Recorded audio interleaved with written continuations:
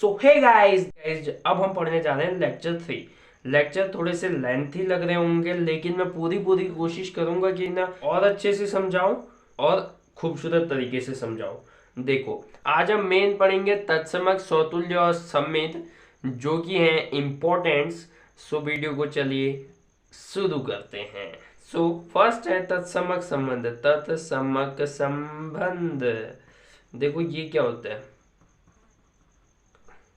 देखो, पहला है तत्समक संबंध, आइडेंटिटी रिलेशन। अब देखो, माना माना माना ए इक्वल टू 1 2 3, ये बोल दिया। ठीक है ना। तो देखो अब क्या बनाना है मुझे, जल्दी से देखो, मेरे को देखो मैं क्या बना रहा हूं। 1 2 3, 1 2 3, ए ए रिलेशन है इनके बीच में। अब देखो, ए में परिभाषित संबंध आर क्या होगा। सो देखो, ए में परिभाषित संबंध आर क्या होगा। देखो, तत्समक संबंध होता क्या है कि खुद का खुद से संबंध, खुद का खुद से संबंध, खुद का खुद से संबंध होगा और किसी से नहीं होगा। अब आर इक्वल टू यहां से क्या हो गया भाई, खुद का खुद से संबंध 1 1 2 2 3 3, 1 1 2 2 3 3। एक घर में 3 लड़के रहते हैं, तीनों के अपने अपने खिलौने हैं और तीनों अपने अपने खिलौनों से खेलते हैं, किसी से भी उसका शेयर नहीं करते और एक भी कम हो जाए तो उनका संबंध नहीं होता। जैसे अगर हम इसे मान ले बच्चा या लड़का और इसे मान ले खिलौना,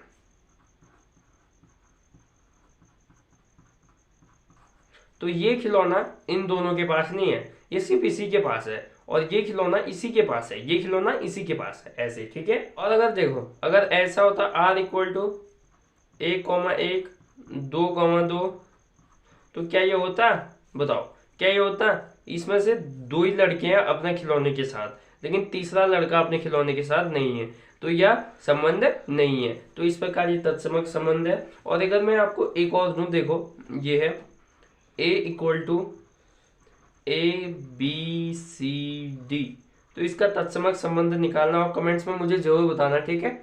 अगर नहीं आए तो मैं डाउट क्लियर कर दूंगा। अब देखो, सेकेंड है सौतुल्य, सौतुल्य संबंध। अब इसके लिए भी एक चित्र बनाना है, बना दो भैया, वही है 1 2 3 1 2 3। ए का संबंध ए से, इनमें सब में जो है ए का संबंध ए से, ये इन तीनों में। ठीक है। यहाँ पे इसका मतलब है जिसकी तुलना स्वयं से व अन्य से हो।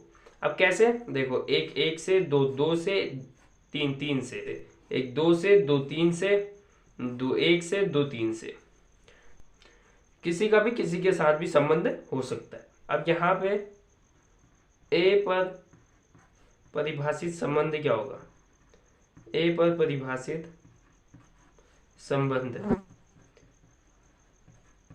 आर, ये क्या होगा, A belongs to A belongs to A comma A belongs to are.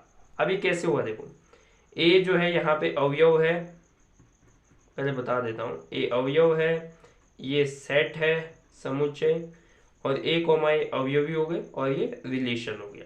ठीक है। अब देखो, जो बिग ए है वहां से एक अवयव निकला है, यहां से एक अवयव निकला है, और वैसे ही यहां से भी होगा, तो 2 ए हो गए, 2 ए, और जो कि कहां से है, संबंध आर से है। एक समुच्चय में से ए निकला और दूसरे समुच्चय से भी ए निकला, क्योंकि दोनों ही एक जैसे सेट हैं। अब देखो ए कॉमा ए किससे आएगा, इन दोनों के संबंध से आएगा, मतलब आर से आएगा। ठीक है।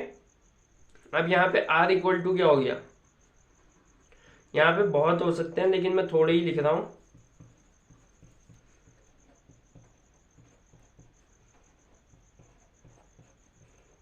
अब देखो, इसका उदाहरण क्या हो गया कि एक घर में 3 लड़के रहते हैं और अपने अपने खिलौनों के साथ खेलते हैं और दूसरों के साथ भी वो खिलौने शेयर करते हैं। जैसे यहाँ पे ये हो गया लड़का, ये हो गया इसका खिलौना,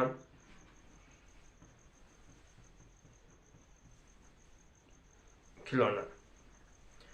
ठीक है, चलो एक और ले लेते हैं, यहां से 2 1।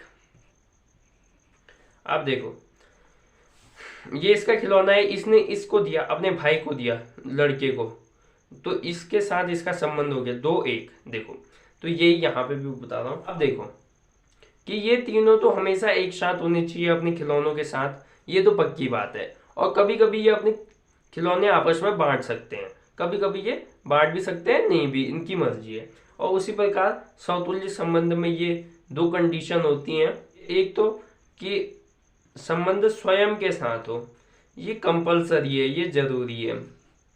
और दूसरा, यह अन्य के साथ हो भी सकता है और नहीं भी, अन्य के साथ हो या नहीं, ये इसकी मर्जी है।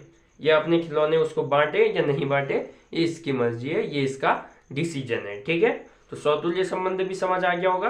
अब चलते हैं सम्मित की ओर। अब देखो सम्मित, सम्मित, अब भैया इसके बारे में समझाऊंगा। सम्मित, समुच्चय ए पर परिभाषित संबंध आर सम्मित कहलाएगा। अब देखो A comma B belongs to A, तो B comma A belongs to R. यहां से कुछ समझ नहीं आ रहा होगा। देखो अगर आर इक्वल टू 1,2 और 2,1 है तो यह सम्मित कहलाएगा। जैसे ये ए है, ये बी है, ये बी है, ये ए है। देखो A B B A, A B B A. ठीक है, मतलब जो आगे होगा वो पीछे हो जाएगा, जो पीछे होगा वो आगे हो जाएगा। ठीक है, समझ गए होंगे। और देखो कॉमा 1, ये भी सम्मित है, क्योंकि जैसे ये 2 1 हैं, अगर मैं इसे आगे पीछे कर दूं तो कोई फर्क नहीं पड़ता। जैसे अगर ये ए है, ये बी है, तो ये बी को आगे कर देता हूं मैं, ये ए को आगे कर देता हूं, तो 1 1 यही रहेगा। मतलब जो सेम होते हैं वो सम्मित होते हैं। ठीक है, समझ रहे हो? हाँ ऐसे समझ आ जाएगा। अब देखो उदाहरण दे दिए। तत्समक क्या होता है कि 3 लड़के हैं, वो अपनी चीजों के साथ खेलते हैं, किसी और को नहीं देते, खुद के साथ खुद का संबंध है। सौतुल्य, वो तीनों अपने चीजों के साथ खेलते तो हैं लेकिन दूसरों के साथ भी शेयर करते हैं, खुद के साथ वो अन्य के साथ संबंध है। और सम्मित में आगे का पीछे और पीछे का आगे, 1 2 है तो 2 1 हो जाएगा। अब देखो पहला है 1 1 2 2 3 3, तत्समक खुद के साथ संबंध है, तो ये तो ठीक है। स्वतुल्य, खुद के साथ संबंध होना चाहिए और औरों के साथ हो भी सकता है, नहीं भी, तो ये भी ठीक है। और सम्मित उल्टा होना चाहिए, 1 1 है तो बताया सही है। अब दूसरा देखो 1 1 2 2 3 3, यहां तक तो तत्समक है लेकिन फिर 1 3 आ गया, गलत। स्वतुल्य हाँ, अन्य के साथ भी है। सम्मित 1 3 नहीं है, क्योंकि 3 1 नहीं है। 1 2 2 1 1 3 3 1 नहीं है, नहीं है, क्योंकि इस समतुल्य में भी कंपलसरी होता है 1 1 2 2 3 3 होना। और सम्मित देखते हैं 1 2 2 1 1 3 3 1, हाँ ये है। चौथा 1 1 2 2 1 3 नहीं है, स्वतुल्य नहीं है, सम्मित नहीं है। पांचवा 1 2 2 3 3 1, उल्टा नहीं है, मतलब कोई भी ये नहीं है। छठा देखो 5 मतलब क्या होता है, रिक्त संबंध। और यहाँ पे तो पहले से ही दे रखा है A = 1 2 3।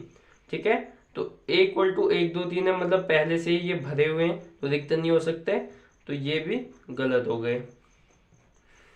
अब देखो ये बाद में बताऊंगा। अब देखो 1 1 2 2 3 3, ये तो तत्समक हो गए लेकिन ये अलग से आ गया तो ये भी नहीं हुआ।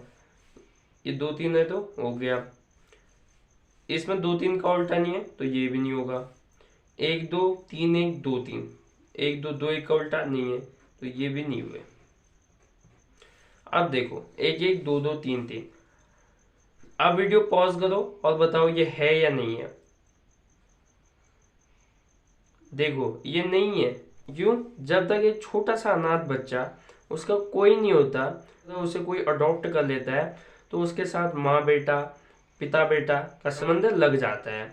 वैसे ही इसमें होता है, जब तक ये कर्ली ब्रैकेट के अंदर नहीं होते तब तक इनके साथ कोई संबंध नहीं होता, कर्ली ब्रैकेट ही संबंध लाता है, इसलिए मतलब इसमें कोई संबंध ही नहीं है, तो ये भी कट हो गया।